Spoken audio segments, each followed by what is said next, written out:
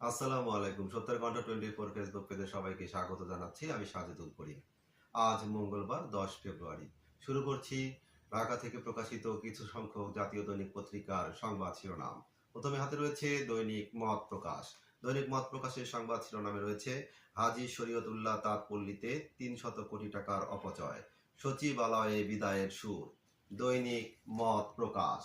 দৈনিক বাংলাদেশ প্রতিদিনের সংবাদ শিরোনামে রয়েছে শাসকরা মালিক নয়, হবে সেবক। জাতির উদ্দেশ্যে ভাষণে তারেক রহমান। দৈনিক বাংলাদেশ প্রতিদিন। সমকালের সংবাদ শিরোনামে রয়েছে প্রচার শেষ, ভোটের অপেক্ষা। প্রচারণা করলে প্রার্থিতা বাতিল করতে পারবে ইসি। জনসভা আয়োজনে 96 ঘন্টার নিষেধাজ্ঞা। 81 ঘন্টা নিজ এলাকার বাইরে থাকা নিষেধ। 72 ঘন্টা মোটরসাইকেল চলাচলে নিষেধাজ্ঞা। সমকাল। কালের কণ্ঠের সংবাদ শিরোনামে রয়েছে প্রচার শেষ, সরকারে বিদায়ী সুর। কালের কণ্ঠ। দৈনিক ইত্তেফাকের সংবাদ শিরোনামে রয়েছে নির্বাচনের প্রচারণা শেষ, শেষ সময়েও অভিযোগের চাপ ইসিতে।